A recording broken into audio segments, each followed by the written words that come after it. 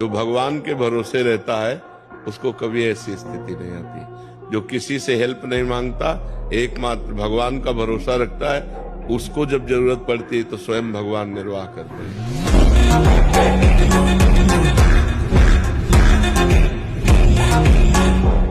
ये बात पकड़ लो, जब तुम्हें सब छोड़ रहे हो, प्रतिकूलता घेर रही हो, अव्यवस्था घेर रही हो, तो तुम आसपास अनुभव करना वो है, क्योंकि वो ऐसे में छोड़ नहीं सकता।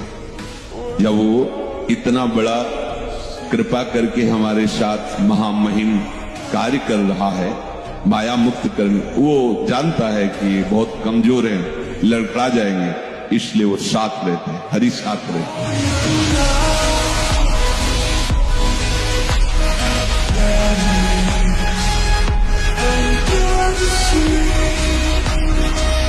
धरती पर आए, महादेव की इच्छा हुई कैलाश में बैठ करके प्रभु के दर्शन किए जाए इस रूप के। तो महादेव धरती पर आए। महादेव ने सोचा कि ऐसे तो संभव नहीं होगा कि सीधा चला जाऊं, कोई ना कोई बहाना बनाना पड़ेगा। महादेव ने देखा वहां गोपियां काफी घूम रही थी, गोपियों के अंदर बात फैलानी शुरू की।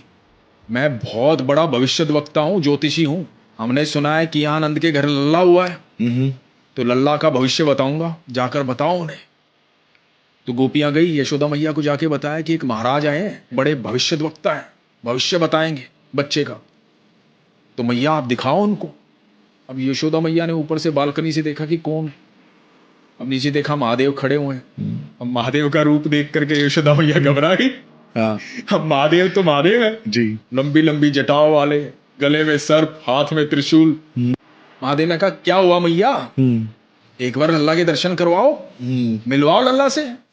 यशोदा मैया ने कहा कि नहीं, आपका रूप ऐसा है इंसान डर जाए, मेरा लल्ला तो छोटा सा है, घबरा जाएगा। भोले बाबा बोले कि मैं यहीं बैठ जाऊंगा, कभी तो बाहर लेकर आओगी अपने लल्ला को, जब लेके आओगी तब देख लूं।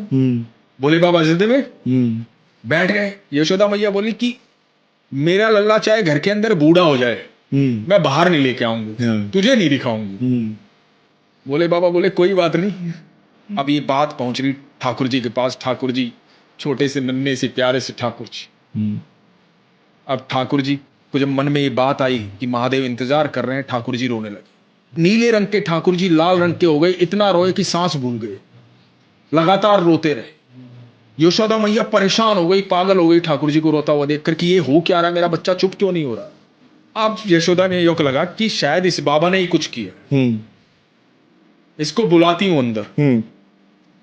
तो कहा कि आ जाओ, नजर उतार दोगे इसकी। भोले बाबा बोले मैया मैं ऐसी नजर उतार दूंगा कि जब तक तेरा लल्ला धरती पर रहेगा ना, इसको नजर नहीं लगेगी। तो यशोदा मैया ने अपना दिल मजबूत करके पालने में लिटाया ठाकुर जी, और जैसे ही पालने में ठाकुर जी को लिटाया, महादेव ने दंडवत प्रणाम किया ठाकुर जी। तो यशोदा मैया ने कहा कि बाबा आप तो ऐसे दंडवत प्रणाम कर रहे हो कि जैसे मेरा लल्ला कोई भगवान हो। तो भोले बाबा ने कहा कि मैया यही तो नहीं पता तुझे, तू किसे गोदी में खिला रही है। और तब भोले बाबा ने अपनी वो शिंगरी निकाली और वो बजाई, वो जो शंख जैसी होती है, और वो आवाज सुनकर के जो मुस्कुराए ठाकुर जी, जो ठाकुर जी लाल मनी हो गए थे, रो रो करके वो फिर से नीले हुए, फिर से अपने रूप में आए, खुश हो गए, प्रसन्न हो गए, हाथ पैर मारने लगे। तब भोले बाबा ने गोदी में उठाया। ऐसा अद्भुत मिलन था ठाकुर जी का और भोले बाबा।